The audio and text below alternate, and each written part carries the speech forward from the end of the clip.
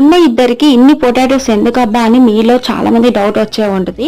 So నేను clarify ఇస్తాను. 1 day before నాకు మా ఓనర్ కాల్ చేసి ఇలా పొటాటో కర్రీ ప్రిపేర్ చేస్తావా, కొంచెం RSS మెంబర్స్ అయితే వస్తున్నారు క్యాంప్కి, ఈచ్ మెంబర్ అయితే ఆలు కర్రీ ప్రిపేర్ చేద్దాం 1 kg. సో 200 మెంబర్స్ అప్రాక్సిమేట్లీ ఉంటారు. వేరే ఏరియాస్ నుంచి రైస్ అండ్ సాంబార్ స్వీట్స్ అలా వస్తున్నాయి అని అన్నారు.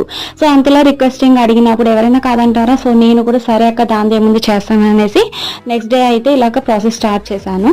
ఏం లేదు, ఫస్ట్ అయితే పొటాటోస్ని బాగా బాయిల్ చేసేసుకున్నాను, పీసెస్ కింద కట్ చేసేసి కొంచెం సాల్ట్ వేసి, తర్వాత ఆనియన్స్ పచ్చిమిర్చి ఫ్రై అయిన తర్వాత ఇందులోకి ముందుగా ప్యూరీ ఉంది కదా అదైతే వేసుకున్నాను. ఆ పేస్ట్ ఏం లేదు, జీడిపప్పు, టమాటాలు, గసగసాలు, పెరుగు వేసి పేస్ట్ చేసుకున్నాను.